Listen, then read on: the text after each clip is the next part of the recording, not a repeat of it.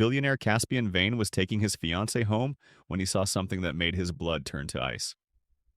Crossing the street, his ex-maid, the woman he thought stole $500,000 and vanished 3 years ago.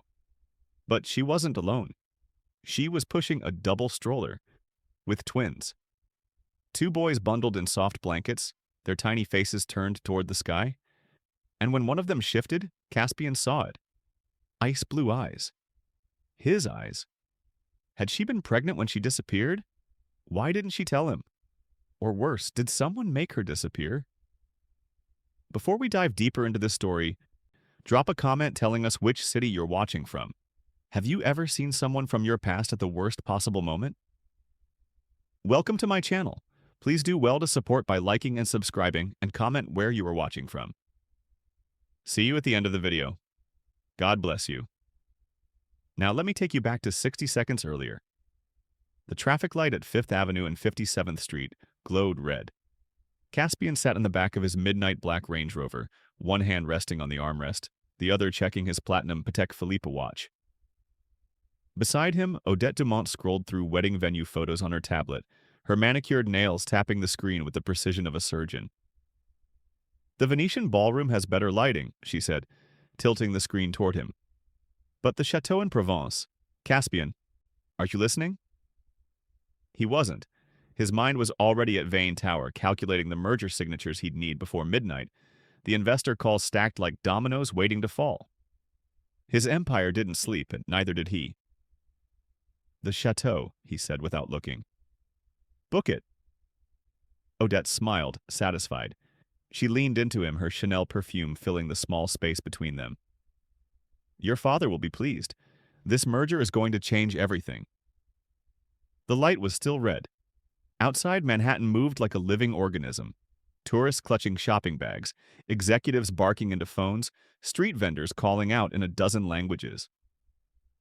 Caspian had spent 35 years mastering this city, bending it to his will. He owned 17 buildings within a 3-block radius. He controlled billions with a single signature. But control was an illusion. The crosswalk signal blinked white. Pedestrians flooded into the street, a river of coats and umbrellas and hurried footsteps. And that's when he saw her. Auburn hair pulled back in a loose bun. Worn denim jacket 2 sizes too big. Faded jeans with a small tear at the knee. She looked thinner than he remembered, her face sharper, like someone who'd learned to survive on less. Alara Vance. His hand tightened on the armrest. Leather creaked under his grip. She was pushing a stroller, no, a double stroller. Blue and cream blankets tucked around 2 small bodies. Babies. She moved with the careful precision of someone carrying the entire world in her hands, her head down, humming softly. He couldn't hear the melody through the glass, but he saw her lips moving. Saw the way she adjusted the blanket on the left side with a mother's instinct. Then one of the babies turned his head. Ice blue eyes. Sharp and pale, the color of frozen lakes in winter. The same eyes Caspian saw every morning in the mirror. The same eyes his father had, and his grandfather before him. The world tilted. "Caspian." Odette's voice sounded far away, like she was calling from the end of a tunnel. "You look pale. Are you okay?" He couldn't answer. His throat had closed. His mind was racing through calculations he didn't want to make. 9 months, maybe 10. 3 years ago, Alara had vanished without warning. His father had called an emergency meeting, shown him the evidence. $500,000 missing from petty cash, Alara's fingerprints on the safe, security footage of her leaving the building at 2 in the morning with a duffel bag. Malachi Vane had been calm, clinical. "She targeted you, Caspian, gold digger. You're lucky we caught it before she took more." Caspian had wanted to believe her innocent. He'd spent weeks replaying their conversations, searching for signs he'd missed. But the evidence was ironclad. The money was gone. So was she. Now she was 20 feet away, crossing the street with 2 babies who had his eyes. The light turned green. The driver eased the Range Rover forward. Alara didn't look up. She reached the opposite curb, adjusting the stroller with one hand, her other hand brushing a strand of hair from her face. Then she turned the corner and disappeared into the crowd. Caspian. Odette's voice was sharper now. What's wrong? He forced himself to breathe. Nothing. I thought I saw someone. Who? No one. He pulled out his phone, his fingers moving on autopilot. I need to make a call. Business. Odette sighed, returning to her tablet. You always need to make a call. The driver navigated through midtown traffic while Caspian stared at his phone screen, thumb hovering over a contact he hadn't used in 2 years. Marcus Webb, private investigator, former CIA, the kind of man who could find anyone, anywhere, and never ask why. His phone buzzed, a text from his father. 30 minutes until the merger signing. Don't be late. Caspian looked out the window at the city blurring past. Somewhere in those 8 million people, Alara Vance was pushing a stroller with 2 boys who might be his sons. Boys he'd never known existed. Had she been pregnant when she left? Had someone threatened her? Had she fled because she was guilty, or because someone made her believe she had no choice? The questions burned like acid in his chest. He typed a message to Marcus Webb. I need everything on Alara Vance. Last known residence, employment, financial records, surveillance footage. I need it yesterday. The response came in seconds. Address? Caspian closed his eyes. He could still see her face. Thinner, harder, but unmistakably hers. He could still see those ice blue eyes staring up from a stroller. Find her, he typed, and find out if she has children. The phone buzzed again. His father. 25 minutes. Caspian turned to Odette, forcing his voice steady. I need to handle something urgent. Can you go to the signing without me? I'll meet you there. She looked up, irritation flashing across her perfect features. Caspian, this is our merger. Your father will understand. He leaned forward, tapping the divider. Driver, change of plans. Drop Ms. Dumont at Vane Tower, then take me to my penthouse. Odette's jaw tightened. What's so important that you're ditching our biggest deal? He met her eyes, and for a moment, he almost told her the truth. But the truth was too raw, too uncertain. Instead, he smiled, the same smile he used in boardrooms when he was about to destroy a competitor. Trust me, he said. This can't wait. The penthouse was silent except for the hum of the city 47 floors below. Caspian stood at the floor-to-ceiling windows, tie loosened, jacket discarded on the leather couch. His phone sat on the glass desk behind him, screen dark, waiting for Marcus Webb's call. 3 years. 3 years since Alara had walked out of his life, leaving nothing but a hole in the company's finances and a bigger hole in his chest. He'd told himself he was angry about the money, but late at night, alone in this empty penthouse, he knew the truth.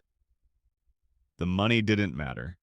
What mattered was that she'd looked him in the eye the night before she disappeared and said, I love you, and then vanished like smoke.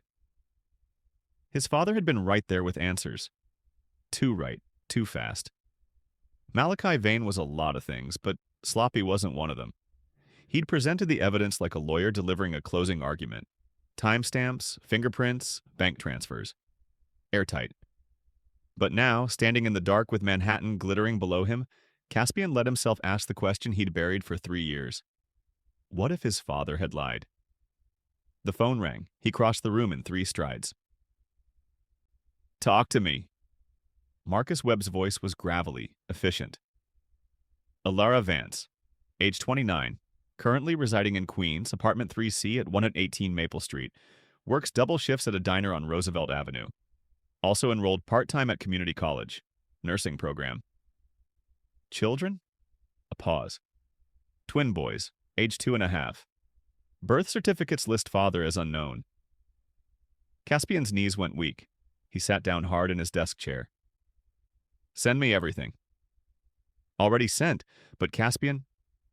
Marcus's tone shifted. There's something else. Someone's been watching her. What?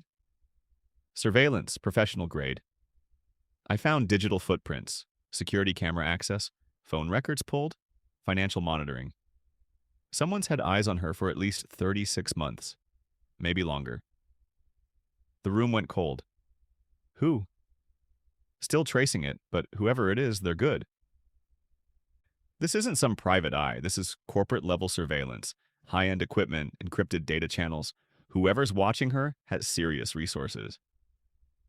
Caspian's mind raced. Corporate-level surveillance. His father controlled the best security contractors in the country. His father, who'd been so quick to show him the evidence against Alara. His father, who was pushing him to marry Odette and merge the Vane and Dumont empires. His father, who always played chess while everyone else played checkers. Keep digging, Caspian said. I want to know who's been watching her and why. Copy that. One more thing. She's clean. No criminal record, no suspicious activity. She's been busting her ass to support those kids. Whatever happened 3 years ago, she's not living like someone who stole $500,000. Caspian ended the call and opened the encrypted file Marcus had sent. Photos loaded on his screen. Alara outside the diner, hair tied back, exhaustion carved into her face. Ilara at the laundromat, a twin on each hip. Ilara at the park, pushing the boys on swings, laughing at something one of them said. Then he opened the birth certificates. Orion James Vance. Atlas River Vance. Born November 7th, 2.5 years ago. He did the math in his head. Conception, February, 3 years ago. Right before she disappeared. She'd been 8 weeks pregnant when his father had called her a thief and driven her away. A memory surfaced, sharp and vivid. The rooftop garden at Vane Tower late at night. Ilara in his arms, the city lights spreading out below them like fallen stars. She'd been quieter than usual, her hand resting on her stomach. He'd asked if she was okay. She'd smiled and said, I'm perfect. He'd taken a photo that night. He'd forgotten about it until now. Caspian opened his phone's photo archive, scrolling back 3 years. There, Ilara in the garden, her face soft in the golden light, her hand on her stomach. He zoomed in on her hand, the slight curve of her abdomen that he'd dismissed as shadows. She'd known. She was already pregnant, and someone had made sure he'd never find out. His hands started shaking, not from fear, from rage. The door to his penthouse opened. His assistant Claire poked her head in. Mr. Vane? Your father's called 4 times. The merger signing? Cancel it. She blinked. I'm sorry? Cancel the signing. Postpone it. I don't care. I'm not going. But Mr. Vane, the investors will wait. He stood, grabbing his jacket. Clear my schedule for the next 72 hours. Claire's mouth opened and closed like a fish. 72 hours? Sir, you have the Tokyo call, the London summit, I said clear it. He walked past her out the door into the private elevator. His phone rang again. His father. He declined the call. If Malachi Vaney wanted to play games, Caspian would play. But this time, he wouldn't be the pawn. This time, he'd burn the whole board. Marcus Webb delivered the full report at midnight. Caspian sat in his home office, the only light coming from his laptop screen, and read every word twice. The evidence was worse than he'd imagined. Security footage from 3 years ago, not the sanitized version his father had shown him, but the full recordings Marcus had pulled from archived servers. The footage showed Ilara leaving Vane Tower at 2 in the morning, but she wasn't alone. 2 men in suits flanked her, their hands on her arms, not guiding her, restraining her. Audio files followed, enhanced, cleaned up, crystal clear. A man's voice, not Malachi's, but one of his fixers. You sign this, you walk away, you never contact him again. You understand? Ilara's voice, shaking. I didn't take anything, I swear. We have your fingerprints on the safe. We have video. You think anyone's going to believe you over Malachi Vane? Silence. Then, what about Caspian? What about him? You think he wants a housemaid's bastard? Sign the paper or we call ICE on your mother and brother. Your choice. The sound of pen on paper. Then footsteps. A car door slamming. Caspian stopped the recording. His chest felt like it was cracking open. The next file was a scanned document. Silence and non-disclosure pact. Ilara's signature at the bottom, shaky and small. The terms were brutal. She agreed to leave New York, never contact Caspian or anyone in the Vane family, and forfeit all claims to any relationship or financial support. In exchange, no charges would be filed and her family would remain safe. They'd threatened to deport her family, her undocumented mother who cleaned houses 16 hours a day, her younger brother who was 2 semesters from finishing college. They'd held a gun to her family's head and made her sign away her life. And Caspian had believed them. He'd believed his father's lies because it was easier than believing the woman he loved could be innocent and still leave him. The final file made his blood freeze. A memo dated 6 months ago marked "Confidential, board eyes only." Subject: Project Inheritance, Legal Custody Transfer Protocol. The memo outlined a plan to secure the Vane genetic line by obtaining legal custody of Alara's children through claims of parental unfitness. It detailed surveillance reports showing Alara working long hours, leaving the children with neighbors struggling financially. It recommended waiting until Caspian's marriage to Odette was finalized, providing stable family structure for custody arguments. The final line was signed by Malachi Vaughn and countersigned by Odette's father, Henri Dumont. They'd been planning this for months. The engagement wasn't about love. The merger wasn't about business. It was about creating a legal trap to steal his sons and raise them as the next generation of Vane heirs, cold, calculating, and under Malachi's control. Caspian stood up so fast his chair toppled backward. He crossed to the window, pressing his forehead against the cold glass. His father hadn't just driven Alara away. He'd hunted her, monitored her, waited like a spider for the perfect moment to strike. And Odette, beautiful, elegant Odette with her perfect smile and her perfectly timed affection. She'd known about the twins. She'd been part of the plan from the beginning. His phone buzzed, a text from Odette. "Where are you? Your father is furious. Call me." He typed back, "Tell my father I'll see him at the engagement gala. We have a lot to discuss." Then he pulled up Marcus Webb's number. "I need a lawyer. The best custody lawyer in New York. Someone who can dismantle a billionaire's legal team." On it, what else? "I need a forensic accountant. I want every financial transaction my father's made in the last 5 years." Looking for something specific? Everything. If he's dirty enough to do this, he's dirty enough to have left tracks. Caspian grabbed his keys and headed for the elevator. It was 1 in the morning, but he didn't care. He had 72 hours until the engagement gala, and he had a lot of work to do. But first, he needed to see her. He needed to look Alara Vance in the eye and tell her the truth, that he'd never known, that he'd been lied to, and that he was going to tear down everyone who'd hurt her, even if it meant destroying his own father. The drive to Queens took 40 minutes. The streets grew narrower. The buildings shorter, the lights dimmer. This wasn't his world of glass towers and private elevators. This was the world Alara had been forced into. Tiny apartments, overflowing trash cans, graffiti-tagged walls. He parked across from 118 Maple Street, a modest brick building, 4 stories, fire escape zigzagging down the front. Lights glowed in scattered windows.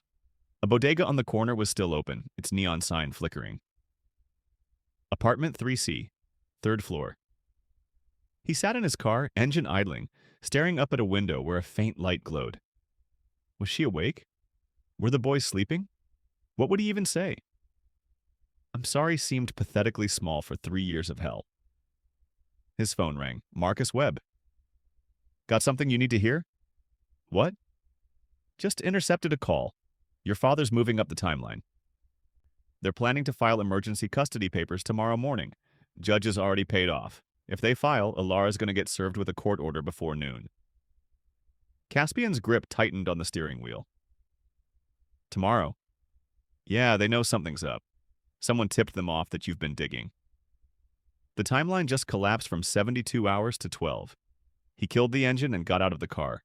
The cold night air hit him like a slap. Across the street, the light in apartment 3C flickered off. Too late to knock tonight, but tomorrow morning, before his father's lawyers could make their move, Caspian would be here. He'd tell Alara everything. He'd show her the evidence. And he'd make her a promise. He was going to burn his father's empire to ash. And he'd use the flames to light a path home, back to the woman he should have protected, and the sons he'd never known he had. Comment below. Have you ever discovered a truth that completely changed how you saw your past? What happened? The knock came at 7 in the morning. Alara opened the door with Atlas balanced on her hip, his tiny fist clutching her worn sweater. Her eyes widened when she saw him. Then her face drained of color. No. She stepped back, hand moving to close the door. You need to leave. Caspian caught the door gently. Alara, please, 5 minutes. I know what happened to you. You don't know anything. Her voice was sharp, protective. Behind her, Orion peeked around the corner, blue eyes curious and cautious. I know my father threatened to deport your family. I know he made you sign a silence pact. I know you were pregnant when they forced you to leave. He pulled out his phone, screen already loaded with the surveillance footage. I have proof, all of it. Her hand trembled on the doorframe. Atlas squirmed in her arms, reaching for a toy on the floor. She set him down, her movements mechanical, her eyes never leaving Caspian's face. 5 minutes, she said finally. Then you leave and you don't come back. The apartment was smaller than his walk-in closet, toys organized neatly in a plastic bin, a fold-out table doubling as desk and dining space. Nursing textbooks stacked beside a laptop held together with duct tape. The walls were thin enough that he could hear a television playing next door, a baby crying 2 floors up. This was where she'd raised his sons for 2.5 years. Alone. Struggling. While he'd lived in a penthouse worth $20 million. Alara stood by the window, arms crossed, her body screaming defense. Orion and Atlas played with blocks on a threadbare rug, occasionally glancing up at the stranger in their home. Caspian sat on the edge of the couch, carefully, like sudden movements might shatter everything. He handed her his phone. Watch this first, then decide if you want me to leave. She took it with shaking hands. He watched her face as the footage played. The parking garage, the threats, the audio of his father's fixers telling her she had no choice. Her jaw clenched, tears pooled in her eyes, but didn't fall. When it ended, she handed the phone back. So, you know, what do you want? A medal for finally figuring out your father's a monster? I want you to know I didn't. I never knew, Alara. He showed me fake evidence. He told me you stole from the company and ran. I believed him because... His voice cracked. Because I'm a coward. I should have looked harder. I should have found you. Well, you didn't. She turned away, wiping her eyes quickly. And we survived without you. We're fine. You're not fine. You're working double shifts while studying full-time. You're raising 2 kids alone in a 1-bedroom apartment, and they're coming for them. She spun back, fear flashing across her face. What? He pulled up the memo on his phone. Project Inheritance. My father and Odette's family have been planning this for months. They're filing emergency custody papers today. They're going to claim you're an unfit mother because you work too much, because you're struggling financially. They'll use my engagement to Odette as proof of a stable family environment. Alara's legs gave out. She sank into the chair by the window, her face white. They can't just take them. They can if they have the right judge. And they do. Caspian leaned forward, his voice urgent. But I can stop them. I have evidence of extortion, witness tampering, fraud. I have the resources to fight this. But I need you to trust me.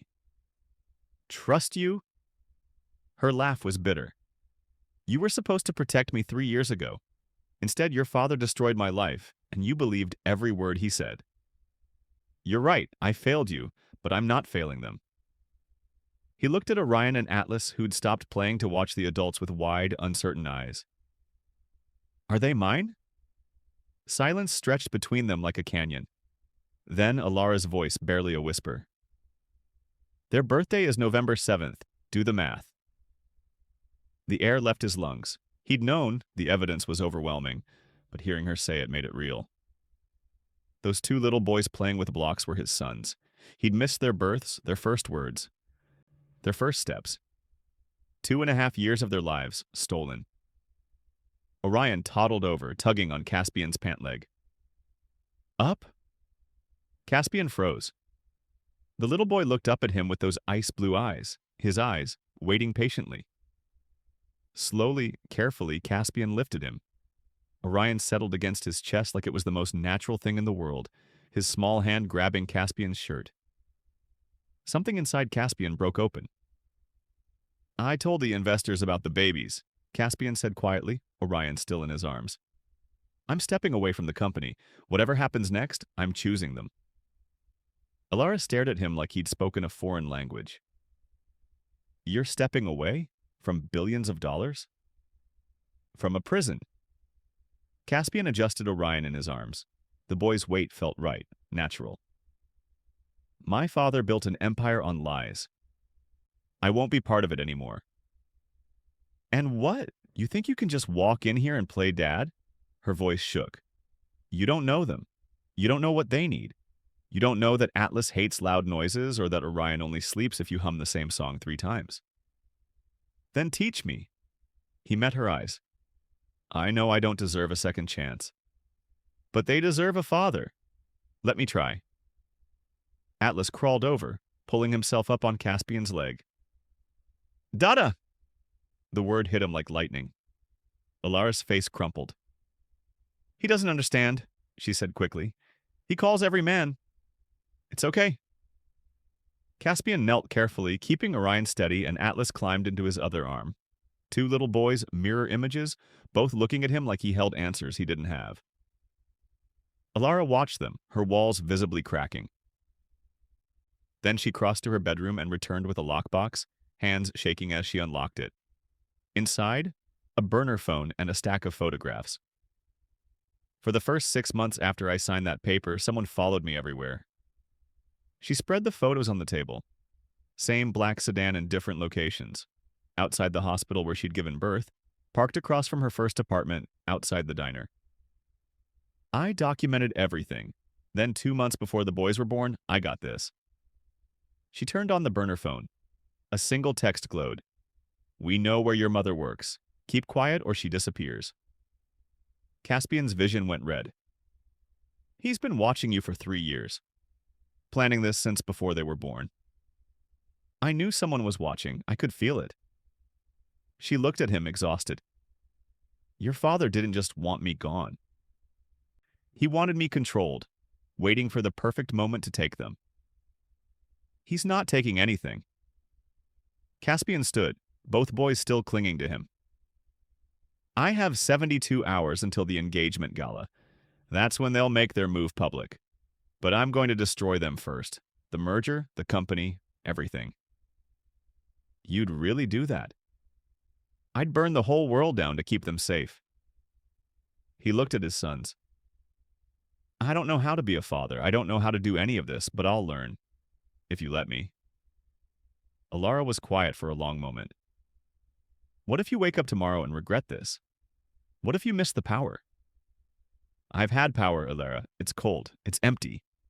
He shifted Atlas higher on his hip. What I miss is you.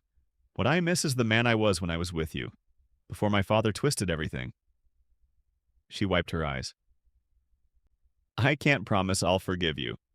I can't promise we'll be anything more than co-parents. I'm not asking for promises. I'm asking for a chance. Outside, a car engine started. Caspian moved to the window. Across the street, a black sedan pulled away from the curb.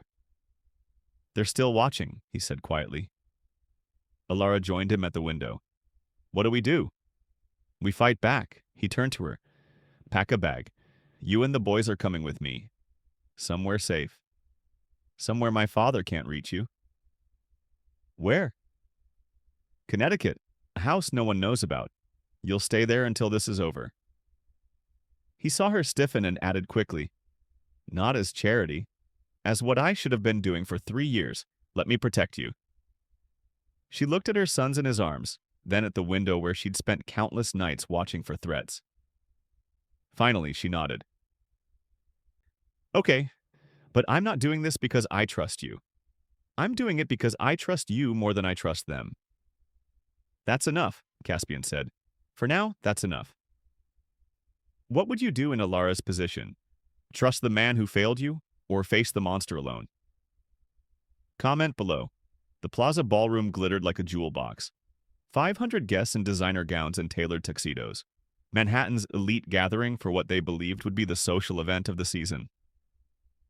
Caspian stood at the edge of the room in a midnight Tom Ford tuxedo, but something was different in his eyes.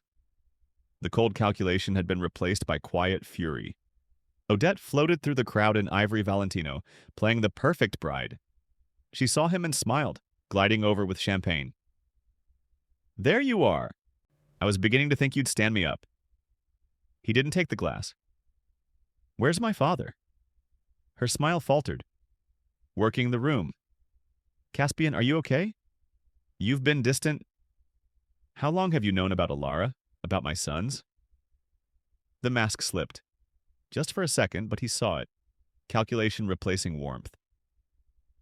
"I don't know what you're talking about." "Don't."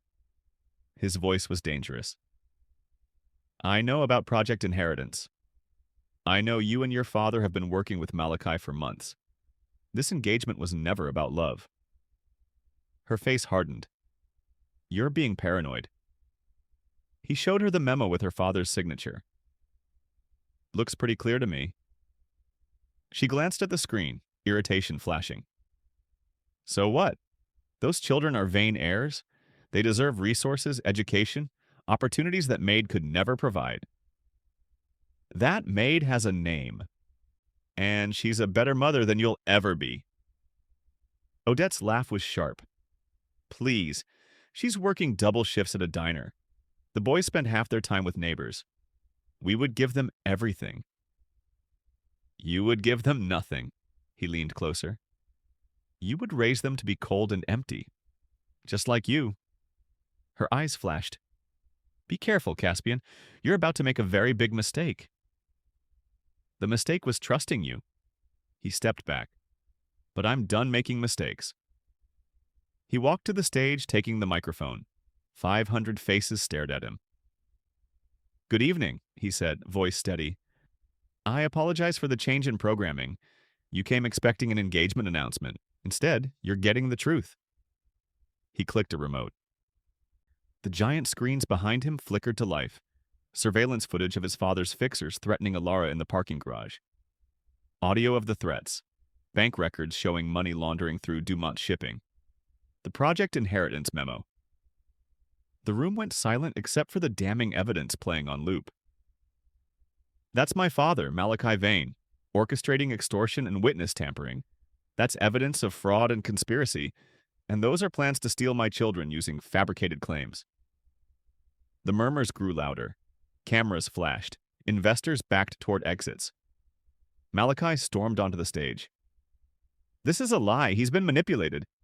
"Stop!" Caspian's voice cut through the ballroom. "I have 3 years of evidence. I have testimony. I have witnesses. And in about 60 seconds, you're going to have federal agents." The ballroom doors opened.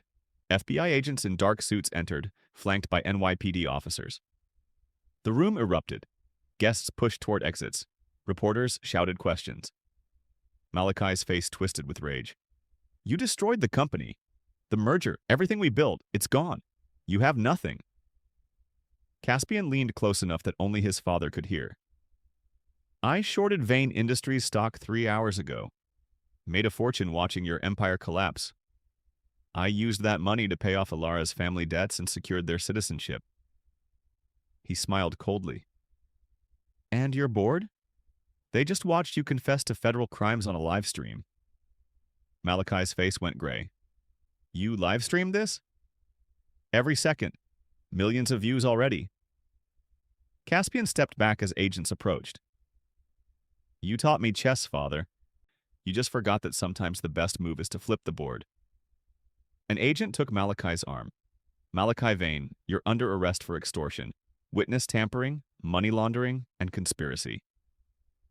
"You'll regret this," Malachi snarled as handcuffs clicked. "You'll have nothing. You are nothing without the Vane name." Caspian removed his engagement ring, setting it on the champagne table. "Then I'll be nothing, but I'll be free." Agents escorted Odette out next. She turned back, venom in her eyes. "You threw away billions for a maid and her bastards?" He met her gaze unflinching.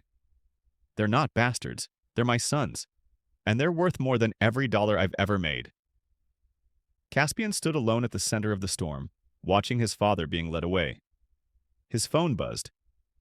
Ilara, I'm watching the live stream. Are you okay? He typed, It's done. Coming home. Home? Connecticut. With you and the boys. If that's okay. 3 dots appeared. Then, hurry. Atlas keeps asking where Dada went. Behind him, his father's empire crumbled. Ahead, his sons were waiting. For the first time in his life, the choice was easy. What would you have done in Caspian's position? Kept the billions or chosen family? Comment your answer. Dawn broke over Connecticut, painting the small house in shades of gold and amber. Caspian stood outside apartment 3C in Queens one last time, but everything had changed. No luxury SUV, no driver. Just him in a simple cable-knit sweater holding 2 stuffed bears, one for each boy. Ilara opened the door before he could knock.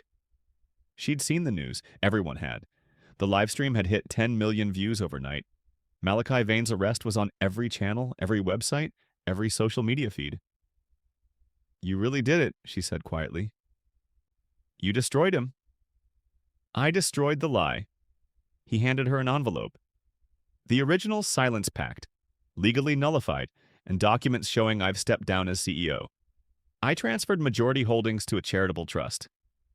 Her hands trembled as she opened it. Caspian, this says you kept less than 5%. Enough to live comfortably, not enough to build another empire. He met her eyes. I don't have 40 billion anymore, Ilara. I gave most of it away. All I have is what I should have had 3 years ago, myself. And if you'll let me, I'd like to be a father to our sons. The boys appeared behind her, rubbing sleep from their eyes. Orion saw him first. Cassie! The name hit him square in the chest. He knelt, and both boys ran to him, wrapping small arms around his neck. He buried his face in their hair, breathing in baby shampoo and innocence. I'm your dad, he whispered, and I'm so sorry I wasn't here before. But I'm here now. I'm not going anywhere. Ilara watched from the doorway, tears streaming down her face. What if you wake up tomorrow and regret all of this? What if you miss the power? He stood, a boy on each hip. I've had power, Ilara. It's cold. It's empty. What I miss is you. What I miss is the man I was when I was with you before my father twisted everything into something ugly. She stepped closer, her voice barely audible.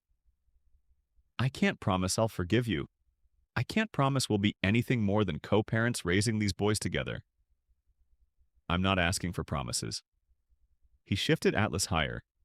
I'm asking if someday, maybe not today, maybe not this year, but someday you could see us as more than just parents. As partners, as what we almost were. Ilara reached out, her fingers brushing his cheek. You look different, lighter somehow. I am. For the first time in my life, I'm free. He smiled, genuine, warm, nothing like the calculating smirks he'd worn in boardrooms. I don't know what comes next. I don't have a plan or a strategy. All I know is I want to be here. With them. With you, if you'll have me. She looked at her sons in his arms, then at the man holding them. Not the billionaire who'd broken her heart. Not the cold executive who'd believed his father's lies. Just Caspian, the man she'd fallen in love with in a rooftop garden 3 years ago. Stay for breakfast, she said finally. The boys like pancakes. Fair warning, they're messy eaters. Relief flooded through him. I can handle messy. Inside the tiny apartment, Caspian helped make pancakes while Orion and Atlas helped by getting flour everywhere. Ilara laughed, really laughed, for the first time in years. The sound filled the small space, chasing away shadows. As they ate, Atlas smeared syrup on Caspian's sweater. Orion knocked over his juice. The kitchen was chaos. Caspian looked around at the mess, at the cramped apartment, at the woman across the table and the boys beside him. He'd lived in penthouses worth millions. He'd dined with presidents and kings. This was better than all of it. Thank you, he said to Ilara, for letting me in, for giving me a chance. She met his eyes. Don't make me regret it. I won't, I promise. Outside, the black sedans were gone. The watchers had disappeared. For the first time in 3 years, Alara was truly free. And so was he. 6 weeks passed like pages turning in a book Caspian had never learned to read. Slowly at first, then faster as he found the rhythm. He moved into a small apartment 3 blocks from Alara's. Close enough to help. Far enough to give her space. Every morning he showed up for breakfast. Every evening he stayed for dinner. In between, he learned what it meant to be a father. The playground became his new boardroom. He pushed swings instead of mergers. He built sandcastles instead of empires. He learned that Atlas hated loud noises and Orion needed his blue blanket to sleep. He learned that fatherhood wasn't about control, it was about showing up, even when you had no idea what you were doing, especially then. One afternoon, Alara came home from class to find Caspian covered in paint, the boys equally colorful. The kitchen looking like an art studio had exploded. "We made you a picture," Orion announced proudly, holding up something that might have been a flower. Or a dinosaur. Caspian honestly couldn't tell. "It's beautiful," Alara said, trying not to laugh at the blue handprint on Caspian's cheek. "There's paint in my hair," he said flatly. "I found paint in places I didn't know paint could reach." Welcome to parenting. She hung the painting on the refrigerator beside 3 others. A gallery of chaos. That night, after the boys were asleep, they sat on her tiny balcony, barely big enough for 2 chairs, and talked. Really talked. About the past, about the pain, about whether forgiveness was even possible. "I watched the trial," she said quietly. Malachi's trial had been swift and brutal. 15 years federal prison for fraud and extortion. Part of me wanted to feel satisfied. Instead, I just felt sad. He's your father. He stopped being my father the moment he hurt you. Caspian stared at the city lights. I spent my whole life trying to earn his approval. Turns out the only approval that matters is theirs. He gestured toward the apartment where his son slept. And maybe yours. She was quiet for a moment. Then, I got a job offer. Boston General Hospital. Full-time nursing position. Good salary, benefits, everything I've worked toward. His chest tightened. That's incredible, Alara. You should take it. It means relocating, leaving New York. She looked at him. Leaving you? The words hung between them like a bridge neither knew how to cross. Take it, he said finally. It's your dream. The boys and I, we'll figure it out. Weekends, holidays, whatever works. I won't hold you back. She studied his face. What if you came with us? He blinked. What? Not because I need you to. Not because the boys need you to, though they do, but because maybe. She took a breath. Maybe I want you to, if you want. Alara, I'm not saying we're together. I'm not saying I've forgiven everything. But I'm saying maybe we could try. Really try. Build something new. Not what we had before, but something better. Caspian felt something crack open in his chest. Hope, fragile and terrifying? Are you sure? No, but I haven't been sure about anything since the day your father destroyed my life. Maybe it's time I stopped being afraid. She reached across the small space between their chairs. So, what do you say? Want to move to Boston and see what happens? He took her hand.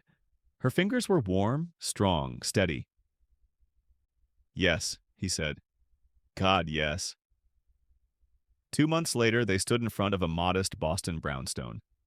Fresh start, new city, together. The boys ran up the front steps, already claiming bedrooms. Alara followed with boxes. Caspian stood on the sidewalk, looking up at the house that would become home. His phone rang, unknown number. He almost declined, then answered. Mr. Vane, this is Ellen Torres from the Boston Globe. We'd like to interview you about your father's conviction and your new life. He hung up. That life was over. This one was just beginning. 2 years later, morning sunlight streamed through the kitchen windows of the Boston brownstone.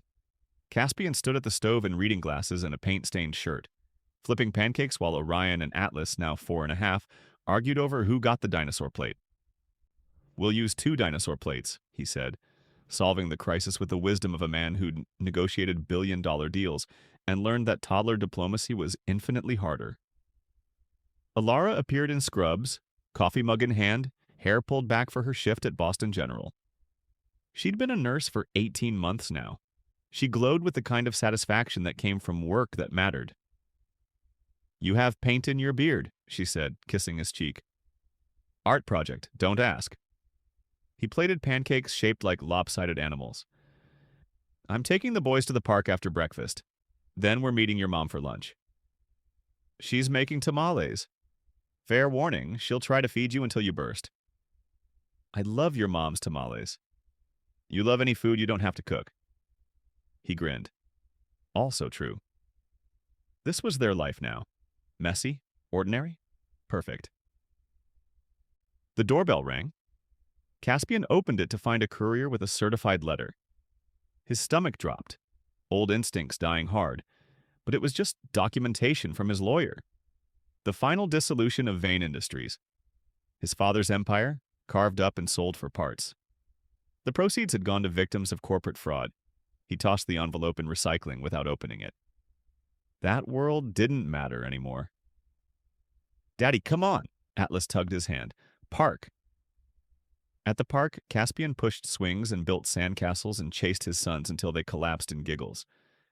Other parents smiled and waved. He was a regular now, no longer the outsider who didn't know that you packed extra snacks and wet wipes and Band-Aids for everything. On the walk home, they stopped at a crosswalk. The light turned red. They waited. Orion looked up. "Daddy, why are you smiling?" Caspian knelt, eye level with his sons. "Because I'm exactly where I'm supposed to be." "At a crosswalk?" Atlas looked confused. "With you, with your mom, right here." He tapped each boy's chest. "This is what matters. Not big buildings or fancy cars, you two. That's everything." The light turned green. They crossed together, hands linked.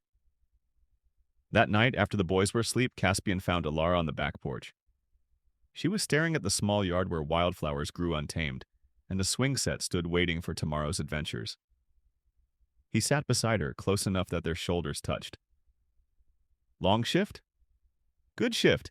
We saved a kid today. 12 years old, car accident. He's going to be fine." She leaned into him. "Days like today remind me why I do this." "You're amazing." He meant it. She turned to face him, something shifting in her expression. "I've been thinking about that night 3 years ago. The rooftop garden at Vane Tower. You took my picture. Do you still have it?" "I do. I look at it sometimes. You were touching your stomach. You knew about the boys even then." "I was terrified. I didn't know how to tell you." Her voice caught. "Then your father took that choice away." "I wish I could go back. Do everything differently." "I don't." She took his hand. "If things had been different, you wouldn't have fought for us the way you did. You wouldn't have burned down your father's empire. You wouldn't have chosen us over everything. I'd choose you again. Every time." She kissed him then, soft and certain and full of promises neither of them had been ready to make until now. "I forgive you," she whispered. "I think I forgave you a while ago. I was just scared to say it." Relief and joy and love crashed through him like a wave. "I love you. I never stopped." "I know. I love you too." Inside, one of the boys called out. Nightmare or thirst or just needing comfort. They went together, partners in every way that mattered. Later, standing at the window watching the city sleep, Caspian thought about his father's final words. "You'll have nothing." But he was wrong. Caspian had everything. A woman who'd forgiven him. Sons who called him daddy. A life built on truth instead of lies. He'd lost $40 billion and gained the world. They say you can't put a price on happiness. But Caspian knew the exact cost. Everything he thought mattered, sacrificed for what actually did. True wealth isn't what you collect. It's what you refuse to sell. And he'd never sell this, not for all the empires in the world. Rate this story from 0 to 10 and tell us, do you believe people can truly change or do they just hide better? Comment below. Some love stories end with diamonds and declarations. The best ones end with Tuesday morning chaos, dinosaur plates, and choosing each other every single day. If you want more stories about second chances and real redemption, hit that subscribe button. Until next time, God bless you. Bless.